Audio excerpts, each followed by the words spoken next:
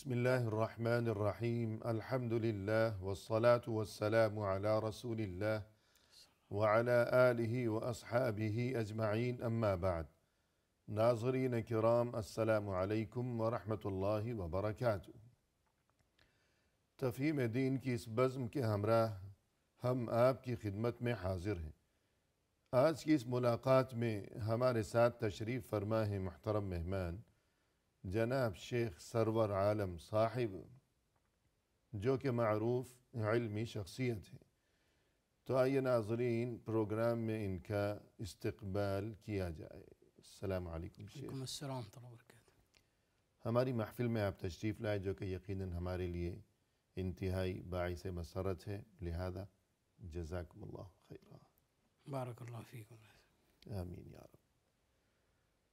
ناظرین، جہاں تک تعلق ہے آج کی اس نشست میں موضوع گفتگو کا، تو دینی تعلیمات کی روح سے یہ بات واضح و ثابت ہوتی ہے کہ انسان کو اس کے رب کی طرف سے، اللہ عز و جل کی جانب سے انسان کو یہ حکم دیا گیا ہے کہ انسان اللہ کی بنائی ہوئی یہ کائنات، یہ مخلوقات، یہ زمین و آسمان، اس کائنات میں زمین و آسمان میں چہار سو بکھرے ہوئے اللہ کی قدرت کے جو مناظر ہیں، ان میں غور و فکر کیا کرے اور پھر اس چیز سے سبق اور عبرت حاصل کیا کرے۔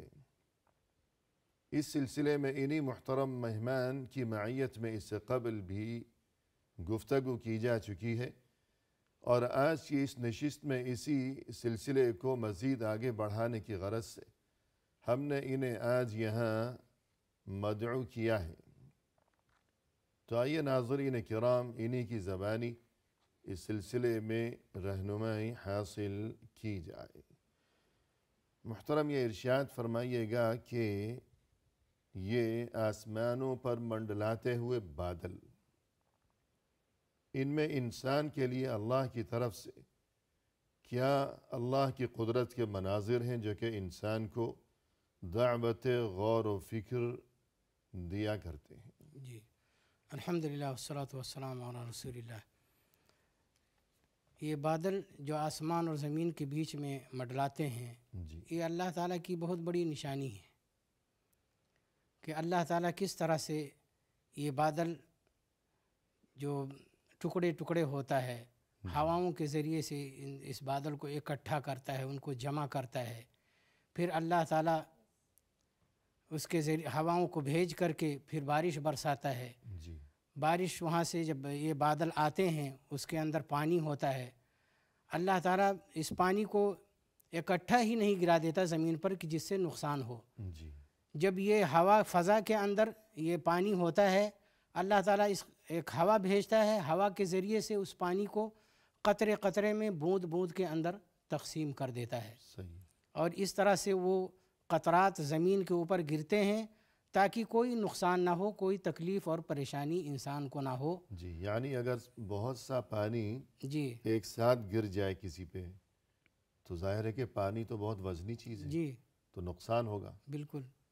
اور اللہ تعالیٰ کی قدرت دیکھیے کہ یہ جو قطرے گرتے ہیں جی، بارش کے، ہر ایک قطرہ جہاں سے آتا ہے الگ ہی آتا ہے، ایک دوسرے کے اوپر واقع نہیں ہوتے، جی، یا ایک قطرہ دوسرے قطرے سے ملتا بھی نہیں ہے، جدا جدا آتے ہیں، جدا جدا آگے پیچھے۔ آگے پیچھے، اور وہاں سے جو ہے اللہ تعالیٰ کے حکم کے مطابق اوپر سے نیچے تک چلے آتے ہیں۔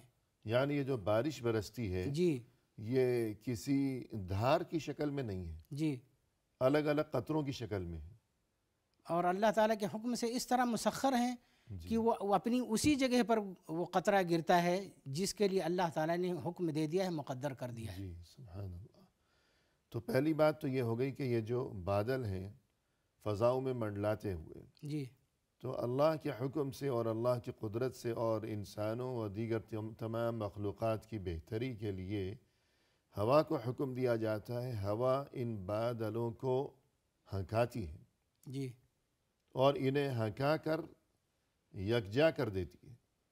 جیسے ارشاد ہے کہ اللہ الذی یرسل الریاح فتثیر سحابا اور فیبسطہ فی السماء کیف یشاء ویجعلہ کسفا جی فتر الودق یخرج من خلالہ، اللہ کے حکم سے یہ ہوائیں چلتی ہیں اور یہ بادل جو کہ چھوٹی چھوٹی ٹکڑیوں کی شکل میں الگ الگ ہیں، بکھرے ہوئے ہیں، انہیں یہ ہوائیں یکجا کر دیتی ہیں۔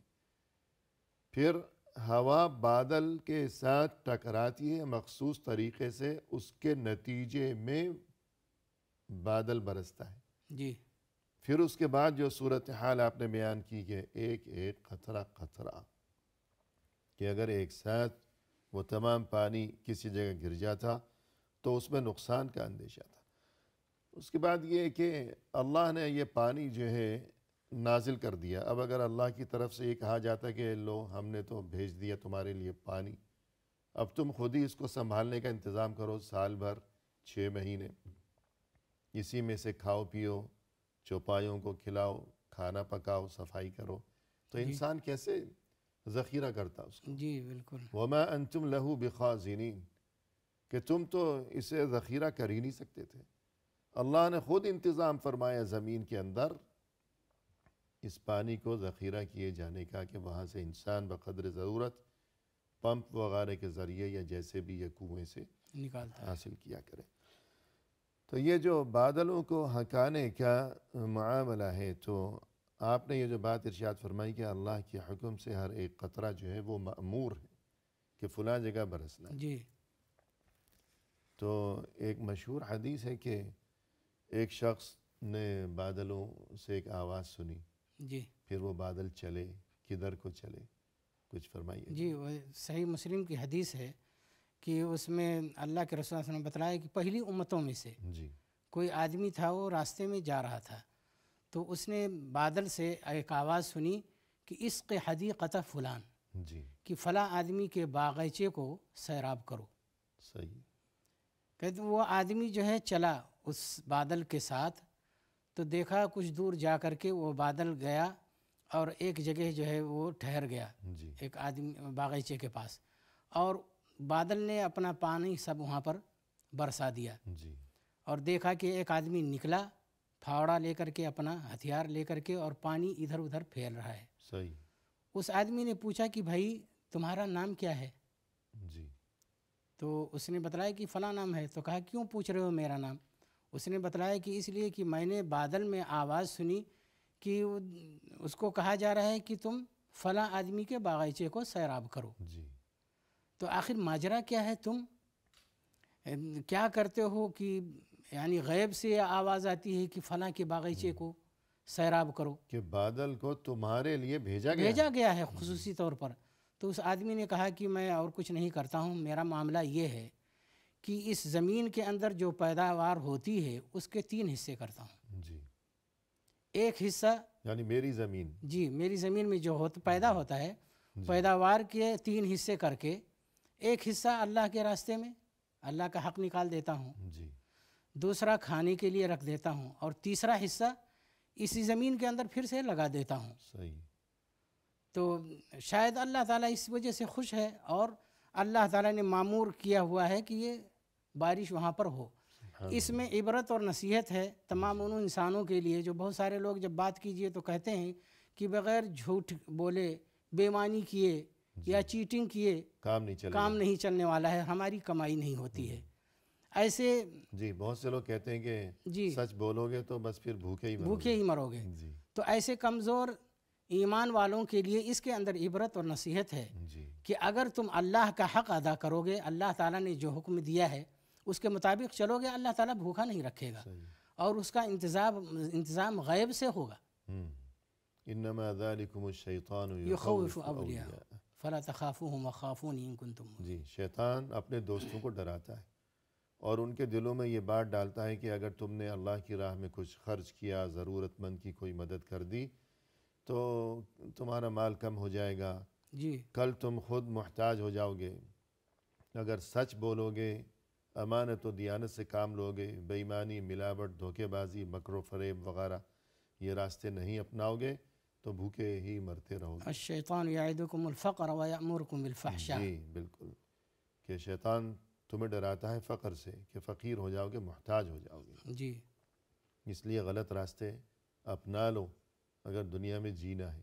واللہ یعدکم مغفرۃ منہ وفضلا۔ جی سبحان اللہ، اللہ یہ وعدہ کرتا ہے تمہارے ساتھ کہ سیدھے راستے پر چلو گے تو اللہ تمہاری خطائیں معاف فرمائے گا اور فضل و اپنے کرم فضل سے سے بھی نواز دے گا۔ نوازے گا۔ جی تو اس واقعے میں یہ بات بطور خاص جو آپ نے ذکر فرمائی اس حدیث میں مذکور اس واقعے میں کہ بادل وہاں چلا اور اس کے ساتھ ہی وہ آدمی بھی چلا کہ جس نے وہ آواز سنی تھی کہ اے بادل فلاں کے باغیچے کو سیراب کرو۔ جی تو بادل وہاں جانے کے بعد رک گیا، ٹھہر گیا اور برسا، اور فارغ ہو کر خالی ہو کر جو ہے وہاں سے وہ چلتا بنا۔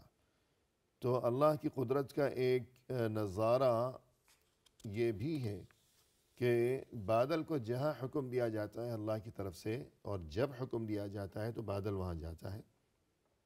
جس زمین کو پانی کی ضرورت ہے، زمین پیاسی ہے، جی وہاں جا کر بادل ٹھہر جاتا ہے، اور لوگ اس میں غور نہیں کرتے، لیکن حقیقت یہی ہے بقول اہل علم کہ جس طرح چھوٹا بچہ ہے، دودھ پیتا ہوا بچہ جو شیر خاری کی عمر میں ہے، اسے جب دودھ پلایا جاتا ہے وہ کسی بھی طرح ہو، فطری قدرتی طور پر ہو یا فیڈر کے ذریعے ہو مصنوعی، تو جب تک اسے ضرورت ہوتی ہے وہ پیتا رہتا ہے، فیڈر کو منہ لگائے رکھے گا، لیکن جب اس کی ضرورت پوری ہو گئی وہ خود منہ ہٹا لے گا۔ ہٹا لے گا۔ جی تو یہی معاملہ یہاں بھی ہے کہ جو بادل برستا ہے تو زمین کو ضرورت ہے، اور جب زمین کی ضرورت پوری ہو جاتی ہے تو قدرتی طور پر زمین سے کچھ ایسے اشارے بادل کی طرف بلند ہوتے ہیں کہ بادل اب برسنا بند کر دیتا ہے۔ جی تو یہ کتنی عجیب بات ہے، جی بالکل اللہ کی قدرت کے اللہ کے۔ کرشمے۔ اور اس میں ایک عبرت کی بات یہ بھی ہے شیخ کہ جی جیسی یہ بادل معمور ہے کہ جی فلاں جگہ جاؤ اور اس کو سیراب کرو، صحیح یہ ایک یعنی بے عقل چیز بادل، اس کو عقل نہیں انسان کی طرح سے، جی ہاں یہ کس طرح سے اپنے رب کی فرما برداری کرتا ہے۔ ہم انسانوں کے لیے اس کے اندر عبرت اور نصیحت ہے جی کہ ہمیں بھی ایسے ہونا چاہیے جس طرح کی بادل معمور ہے وہاں پر جاتا ہے اور جتنا حکم ہوا ہے اتنا برساتا ہے پھر واپس ہو جاتا ہے۔ جی تو انسانوں کے لیے بھی اس کے اندر عبرت ہے کہ اللہ تعالیٰ کا حکم جتنا ہے اس پر عمل کرو، اس سے آگے نہیں بڑھو اور نہ اس سے کم کرو۔ جی بالکل بے شک۔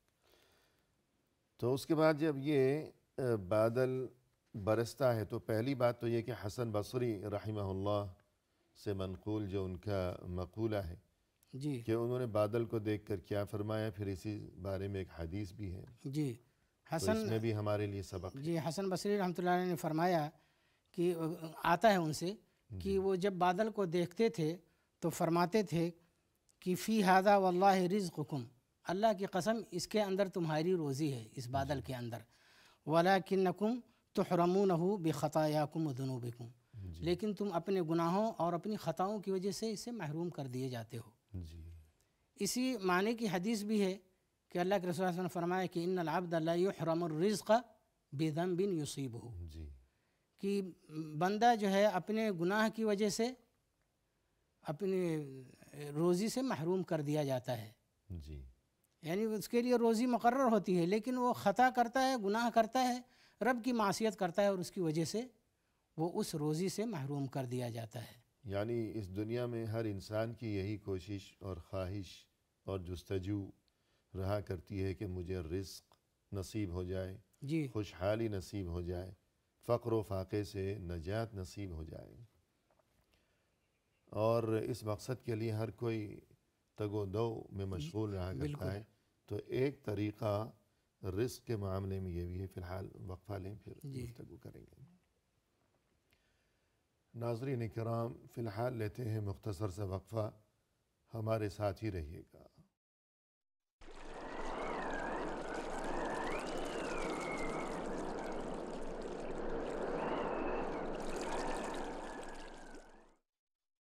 ناظرین کرام، وقفے کے بعد ہم حاضر خدمت ہیں۔ آئیے سلسلہ گفتگو کو آگے بڑھایا جائے اپنے محترم مہمان کی زبانی۔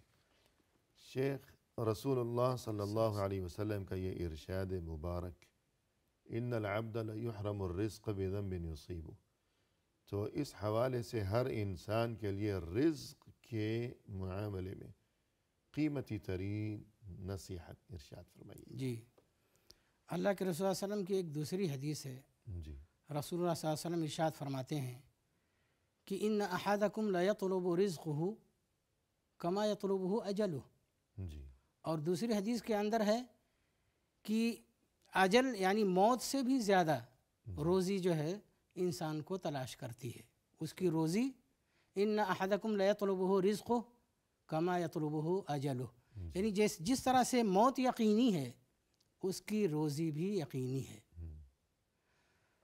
پھر آگے اللہ کے رسول صلی اللہ علیہ وسلم نے فرمایا یعنی موت یقینی اور رزق یقینی، یعنی نہ حاصل صرف ہوگا، یہ کہ یقینی ہے بلکہ موت خود اس کے پیچھے ہے، جی خود بخود اس کے ساتھ تلاش کر رہی ہے، تلاش کر رہی ہے، جی بالکل۔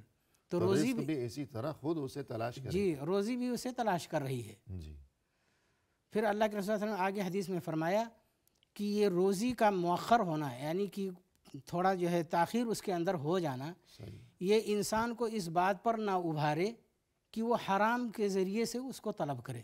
جی ولا يحملنكم استبطاء الرزق ان تطلبوه بمعاصي الله، بمعاصی اللہ، اللہ تعالیٰ کی معصیت سے، یعنی آدمی دیکھ رہا ہے کہ روزی نہیں آ رہی ہے، کم کم آ رہی ہے، تھوڑی چلو تھوڑی، غلط راستہ اپنا غلط راستہ، اب اس کے بعد کوئی جو ہے حرام کاری میں لگ جائے کہ اس سے ایک بیک جو ہے کافی پیسہ مل جائے گا، جی جی تو اللہ کے رسول صلی اللہ علیہ وسلم نے فرمایا کہ ایسا نہیں کرو، فَأَجْمِلُوا فِي الطَّلَبِ، صحیح، یعنی خوبصورت طریقہ استعمال کرو جی روزی تلاش کرنے میں۔ خوبصورت طریقہ کا مطلب وہ جو کہ شریعت میں حلال ہے، جی، جائز جو طریقہ ہے اس کو اپناؤ۔ اور یہ کہ ہوس کا عنصر نہ ہو، اس میں جی ہوس نہ ہو۔ بالکل، تو اس کے بعد یہ بھی اس میں فرمایا کہ فَإِنَّهُ لَا يُدْرَكُ مَا عِنْدَ اللَّهِ إِلَّا بِطَاعَتِهِ، جی بالکل، اللہ سے جو کچھ چاہیے تو اللہ کو راضی کر کے ہی ملے گا۔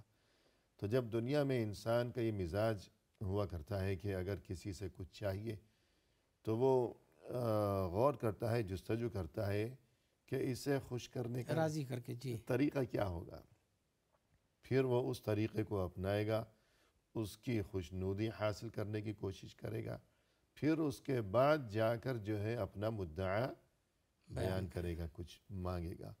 تو جب دنیا میں انسانوں کا یہ حال ہے تو اللہ جو کہ احکم الحاکمین ہے، تو اللہ بادشاہوں کا بادشاہ، تو انسان یہ کیسے سمجھ لے کہ اللہ کو میں ناراض کر کے بھی اللہ سے کچھ لے لوں گا؟ یہ تو بہت ہی نامعقول ترین معاملہ ہے۔ بالکل، تو گویا کہ رزق کے معاملے میں خوشحالی و فراوانی ہر انسان کی جستجو رہا کرتی ہے۔ تو یہ نصیحت کہ ان العبد لیحرم الرزق بذنب یصیبہ، کہ بعض اوقات انسان کسی گناہ کا ارتکاب کرتا ہے اور اس کی نحوست یوں ظاہر ہوتی ہے گناہ کی کہ بے برکتی، اور یہ کہ رزق جو اس کے نصیب میں لکھا گیا تھا اگرچہ، لیکن اسے اس سے محروم کر دیا جاتا ہے۔ تو خوشحالی اگر مطلوب ہے تو اللہ کی نافرمانی اور گناہوں سے انسان کو بچنا چاہیے۔ جی اور یہ گفتگو آپ نے جو فرمائی کہ بادل چلتے ہیں اللہ کے حکم سے، اور جہاں اللہ کا حکم ہوتا ہے کہ فلاں زمین کو سیراب کرو، وہاں پہنچ کر رک جاتے ہیں اوپر، پھر وہ برستے ہیں، جتنا حکم ہے اتنا ہی برستے ہیں۔ جس قطرے کو جہاں گرنے کا حکم دیا گیا ہے وہ قطرہ اسی جگہ گرتا ہے، وہ ذرا برابر وہاں سے دائیں بائیں نہیں ہوتا۔ چلیے برس چکی زمین پر بادل کے برسنے کے بعد، اب زمین میں اللہ کی قدرت کے جو مناظر ہیں کہ کہیں کیا اگ رہا ہے اور کہیں جی کیا اگ رہا ہے، تو اس بارے میں آپ کچھ فرمائیے گا۔ اس پانی کے ذریعے جو بارش ہوئی ہے، جی وہی زمین ایک ہی ہے، صحیح، اور پانی بھی جو برس رہا ہے وہ بھی ایک ہی ہے، جی لیکن اس زمین کے اندر اللہ تعالیٰ پھر قسم قسم کے درخت، نباتات، میوے، پھل، فروٹ وغیرہ اگاتا ہے۔ صحیح ہے، کوئی ترش ہے تو کوئی میٹھا ہے تو کوئی کڑوا ہے، کوئی کسی قسم کا ہے۔ ایسے نباتات ہیں کہ کھانے سے آدمی کو شفا ملتی ہے، جی اس کے اندر انسان کے لیے علاج ہوتا ہے۔ صحیح، کوئی نباتات میں سے ایسا ہے کہ اس کے اندر زہر ہے، آدمی کھا لے تو مر جاتا ہے۔ جی، یعنی کسی میں زہر کا علاج ہے جی، اور کسی میں زہر ہے، زہر ہے، جی کسی میں شفا ہے، کسی میں موت ہے۔ جی، زمین ایک ہی ہے، پانی ایک ہی پانی ایک ہے، کسی کے اندر اس کی تاثیر رطوبت والی تاثیر ہے، ہے۔ جی، کسی کی گرم تاثیر ہے، کسی کی تاثیر ٹھنڈی ہے، صحیح ہے۔ اور مزے کے اندر بھی سب مختلف قسم کے ہوتے ہیں۔ جی، تو یہ اللہ تعالیٰ کی بہت بڑی قدرت ہے۔ کسی سے جو ہے وہ جسم میں جو ہے وہ بلغم بنتا ہے، جی، کوئی بلغم کو دور ختم کرتا ہے، کرتا ہے، جی اور کسی سے خون میں گرمی آتی ہے، ہیجان پیدا ہوتا ہے، بی پی بڑھ جاتا ہے، جی، اور کوئی چیز ایسی ہے کہ اسے کھانے سے بی پی جو ہے لو ہو جاتا ہے۔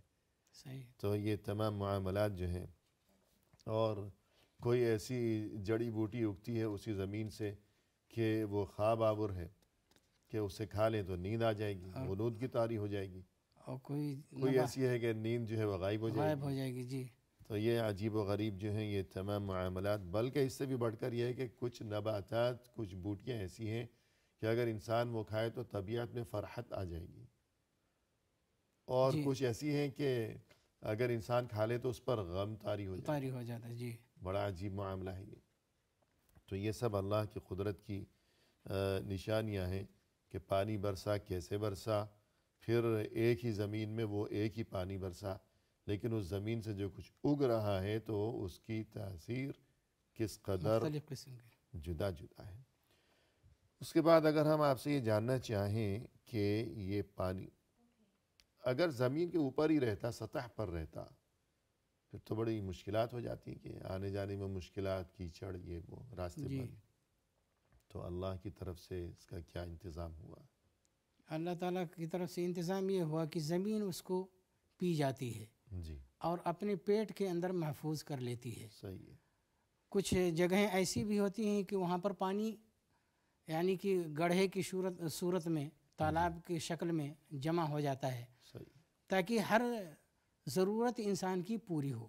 جی، اگر چاہے تو زمین کو کھود کر کے نکالے، یا چاہے تو اوپر ہی سے پانی لے لے۔ صحیح، پھر اللہ تعالیٰ نے یہ بھی انتظام کیا ہے کہ یہ درخت اور نباتات کس طرح سے اپنی جڑوں سے، اگر پانی اوپر ہی رہتا جی، تو یہ پانی نہیں لے سکتے تھے، جی، تو اس لیے اللہ تعالیٰ کی قدرت یہ ہے کہ زمین پانی کو جذب کر لیتی ہے۔ اس کے بعد یہ جو نباتات اور اشجار اور درخت وغیرہ ہیں، ان کی جو جڑیں ہوتی ہیں، اور اتنی باریک جڑیں بھی ہیں کہ انسان بہت غور سے دیکھے تو وہ جڑیں نظر آتی ہیں، جی، بہت سی موٹی ہیں، بہت سی پتلی ہیں، اور پانی کا مرکز، پانی کا جہاں اسٹور ہوا ہوتا ہے وہاں تک یہ درخت کی جڑیں پہنچتی ہیں، جی، اور اس پانی کو کھینچ کر کے یعنی وہ جڑیں درخت تک پہنچاتی ہیں، اور درخت کے پتے کے اندر، اس کے پھول کے اندر، اس کے کلیوں میں، اس کے پھلوں کے اندر وہ پانی جو ہے پہنچاتی ہیں یہ جڑیں۔ سبحان اللہ، یعنی اگر پھول کی پتی کو توڑا جائے، مسلا جائے تو رطوبت جی محسوس ہوتی ہے، محسوس ہوتی ہے، جی نظر بھی آتی ہے بعض اوقات۔ یہ وہی رطوبت ہے جو زمین سے اس نے لی ہے، جی اور زمین میں یہ رطوبت وہی ہے جو بادل نے برسائی ہے آسمان سے۔ بالکل، تو یوں جو ہے یہ معاملہ گویا کہ کوئی مخلوق ہے، انسان ہے یا حیوان ہے، تو اس کے جسم میں جس طرح دوران خون کے سلسلے ہوا کرتے ہیں، اور رگیں ہیں اور راستے ہیں، جی نالیاں ہیں، تو یہی سلسلہ زمین کے اندر بھی ہے بالکل، کہ اس میں رگیں ہیں، نالیاں ہیں، اور معلوم نہیں کیا کیا ہے۔ تو وہ پانی جو ہے وہاں زمین میں اسی طرح محفوظ ہوتا ہے، اور وہاں زندگی کا سامان ہوتا ہے کہ جس طرح جاندار چیز کے جسم میں دوران خون کے لیے رگیں اور نالیاں اور راستے وغیرہ ہوا کرتے ہیں۔ تو یہ اللہ کی قدرت ہے، اور اس سے بھی بڑھ کر بعض اہل علم کے بقول کہ اب جو ہے درخت اگا زمین سے اس برسات کے نتیجے میں، بارش کے نتیجے میں، درخت میں بھی حمل ہوتا ہے، جی جیسے انسان یا کوئی بھی مخلوق ہے ان میں کہ امید سے ہو گیا یا ہو گئی، تو پھر وہ جو بچہ ہے جو ابھی دنیا میں نہیں آیا، شکم مادر میں ہے، نظر نہیں آتا آنکھوں سے، جی درخت میں بھی وہی سب سلسلے ہیں۔ تو اس بارے میں کچھ فرمائیں گے آپ؟ درخت میں بھی وہی سلسلے ہیں کہ اس کو بھی حمل ہوتا ہے، جی، اور اس حمل کو جو ہے وہ اللہ تعالیٰ اس کی روزی بہم پہنچاتا ہے۔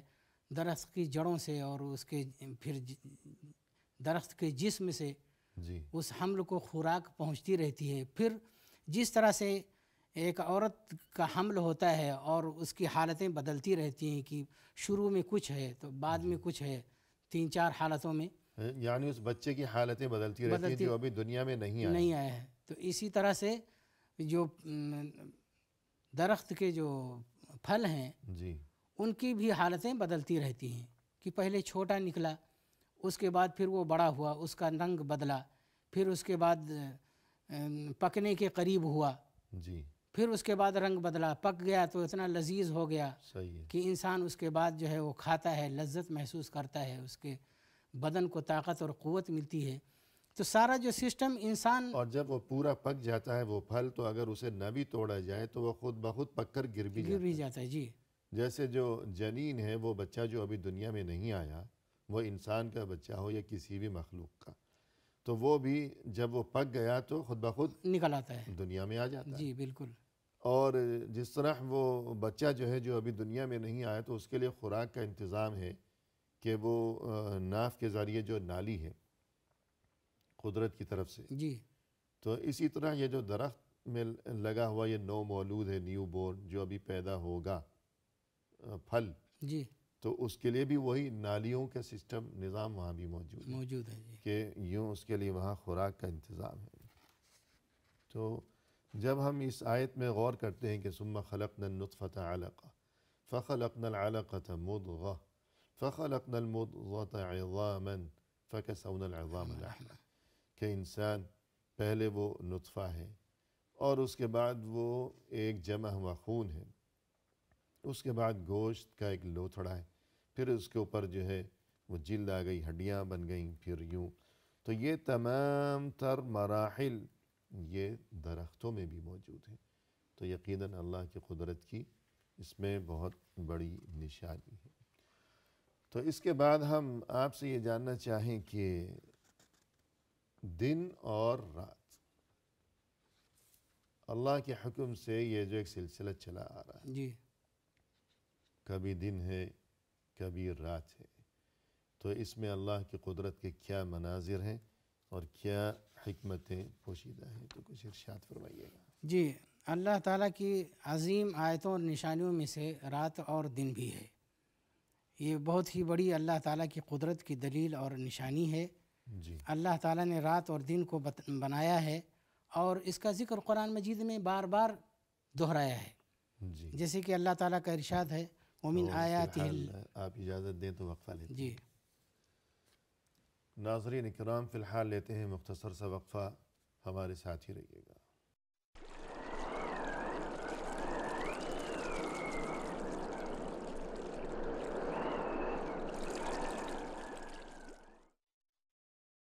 محترم ناظرین، وقفے کے بعد ہم حاضر خدمت ہیں، تو آئیے سلسلے گفتگو کو اب پائے تکمیل تک پہنچایا جائے اپنے مہمان کی زبانی.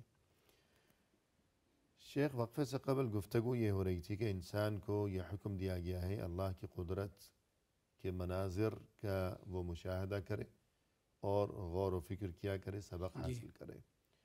انسان جب اس دنیا میں آیا، جب سے اس نے آنکھ کھولی ہے اور مرتے دم تک جب اس کی آنکھ بند ہو جائے گی، اس دوران ہمیشہ اس کی یہی کیفیت رہی کہ اس نے یہ مناظر دیکھے کہ کبھی دن ہے کبھی رات. یہ کیا معاملہ ہے، اس میں اللہ کی قدرت کی کیا نشانیاں ہیں اور ہمارے لیے سبق اور عبرت کے کیا کیا پہلو ہیں. جی ارشاد فرمائیے گا. اللہ تعالیٰ کی عجیب قدرتوں میں سے رات اور دن ہے، جیسا کہ اللہ تعالیٰ نے قرآن مجید کے اندر بار بار اس کا ذکر فرمایا ہے. جی ایک آیت میں ہے وَمِنْ آیَاتِهِ اللَّيْلُ وَالنَّهَارُ، اس کی بڑی نشانیوں میں سے رات اور دن ہیں. جی اسی طرح فرمایا وَهُوَ الَّذِي جَعَلَ لَكُمُ اللَّيْلَ لِبَاسًا وَالنَّوْمَ سُبَاتًا، جی وہی وہ ذات ہے جس نے تمہارے لیے رات کو پردہ بنایا. صحیح. یعنی کہ جس طرح سے انسان ہے اس کے لیے اللہ تعالیٰ نے لباس بنایا ہے کہ اپنے جسم کو چھپا لیتا ہے. صحیح. اسی طرح سے اللہ تعالیٰ نے رات کو بنایا ہے کہ رات پوری یعنی کائنات کو اپنے اندر چھپا لیتی ہے. جی تو اللہ تعالیٰ نے فرمایا کہ جعل لکم اللیل لباسا، پردہ بنایا. جی لباس بنایا، والنوم سباتا، اور نیند کو آرام کرنے کا ذریعہ بنایا. صحیح. کہ انسان جب رات ہو جاتی ہے اور پوری کائنات پردے میں آ جاتی ہے تو انسان سو جاتا ہے آرام کے لیے. جی سارے حیوان سو جاتے ہیں بلکہ. صحیح. جی. وجعل النہار نشورا، پھر جب آرام کر لیتا ہے انسان تو اس کے بعد اللہ تعالیٰ نے دن کو اٹھ کھڑے ہونے کا وقت بنا دیا. صحیح. یہ اللہ تعالیٰ اس انسان کے اوپر کتنا رحیم و کریم ہے جی کہ اس کو آرام کے لیے بھی اس نے رات بنا دی.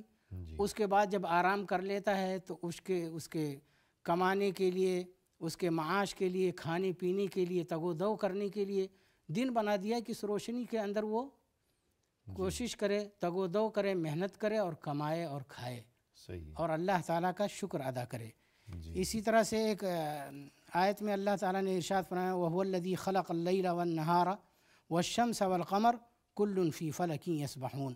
جی وہی وہ ذات ہے جس نے رات کو، دن کو، سورج کو، چاند کو پیدا کیا، یہ سارے کے سارے اپنے مدار میں تیر رہے ہیں، گھوم رہے ہیں. صحیح. اللہ تعالیٰ کا یہ بھی ارشاد ہے کہ اللہ الذی جعل لکم اللیل لتسکنوا فیہ، اللہ تعالیٰ ہی وہ ہے جس نے تمہارے لیے رات کو سکون کے لیے بنایا ہے جی کہ اس میں آرام کرو. والنہار مبصرا، اور دن کو روشن کیا ہے کہ تم اس کے اندر کماؤ کھاؤ، محنت کرو، دیکھ سکو، دیکھ گھوم پھر سکو. جی. تو اللہ تعالیٰ کی یہ بہت بڑی مہربانی اور فضل و کرم ہے، انسان کو اس کے بارے میں غور کرنا چاہیے. تو جب رات چھا جاتی ہے، اندھیرا چھا گیا، تو گویا کہ فطری طور پر، طبعی طور پر تمام مخلوقات پر یہ اثر مرتب ہوتا ہے جی کہ ہر کوئی اپنا کام کاج چھوڑ کر اپنے ٹھکانے کی طرف پلٹنا چاہتا ہے. اور انسانوں کا بھی یہی حال ہے. تمام جانور بھی اپنے گھروں کی طرف، کوئی رینگنے والے جانور ہیں تو اپنے بلوں کی طرف، جی اڑنے والے ہیں تو اپنے گھونسلوں گھونسلوں کی طرف. جی اور یہاں تک کہ بعض اوقات انسان تو اپنی مشغولیات یا مجبوریوں کی وجہ سے، یا بعض اوقات اس کا مزاج بگڑ بھی جاتا ہے کہ راتوں کو جاگنا دیر تک، حالانکہ رات اللہ نے بنائی ہے آرام کے لیے. لیکن دیکھتے ہیں کہ بہت سے پرندے، چڑیاں، طوطے وغیرہ، اگر انسان اپنے گھر میں کوئی پرندہ رکھ لے، پال لے، تو پھر یہ منظر اسے دیکھنے کو ملے گا کہ سورج غروب ہوتے ہی وہ خود بخود کہیں اوپر چڑھ کے بیٹھ جائے گا. یعنی اگرچہ وہاں درخت نہیں ہے گھر میں، لیکن جو بھی اونچی جگہ ہوگی وہاں چڑھ کے بیٹھ جائے گا. تو یہ قدرتی طور پر ہے جی کہ سونا ہے، آرام کرنا ہے. اور انسانوں کے لیے بھی یہی معاملہ ہے کہ دن بھر کی بھاگ دوڑ، محنت، مشقت، کوشش اور جستجو، اب اس کے بعد اسے آرام کی طلب ہوتی ہے. تو رات میں جو آرام ہے، دن کے آرام میں وہ بات ہی نہیں ہے. جی یہ قدرتی معاملہ ہے، یہ اللہ کی قدرت کی بہت بڑی نشانی ہے. اس کے بعد صبح طلوع ہوتی ہے، جی یہ بھی اللہ کی قدرت ہے. آرام کر لیا انسان نے، پھر اس کو ضرورت ہوتی ہے، اندھیرے کہاں گئے، اندھیرے کیسے غائب ہو گئے. اس کو ضرورت ہوتی ہے کہ پھر وہ کمائے جی اور اپنی زندگی کے لیے انتظام کرے. اللہ تعالیٰ پھر اس کو صبح لے کر کے آتا ہے اس کے لیے. اور وہ صبح کا جو نور ہے، جو روشنی ہے، وہ اندھیر وہ تاریکیوں کو ظلمتوں اور تاریکیوں کو چیرتی ہوئی جو ہے جی وہ روشنی پھیلتی چلی جاتی ہے. تو یہ رات اور دن جو ہے، اگر اس میں یوں بات کی جائے کہ سب تو سو گئے تھے، دنیا سو گئی، کائنات سو گئی، آدمی سو گیا، جانور سو گئے، چڑیاں سو گئیں، پرندے سو گئے، بھیڑیے درندے بھی سو گئے، گویا دنیا ختم ہو گئی، مر گئی. جی بالکل. پھر جب صبح ہوئی تو دنیا پھر جاگ گئی، زندہ ہو گئی. زندہ ہو گئی. تو اس بارے میں آپ کیا فرمائیں گے؟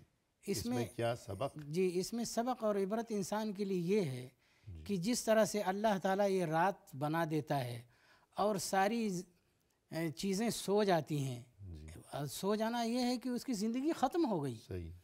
صبح جب ہوتی ہے اللہ تعالیٰ پھر سے ان تمام چیزوں کے اندر حیات ڈال دیتا ہے، زندگی ڈال دیتا ہے، یہ ساری چیزیں زندہ ہو جاتی ہیں.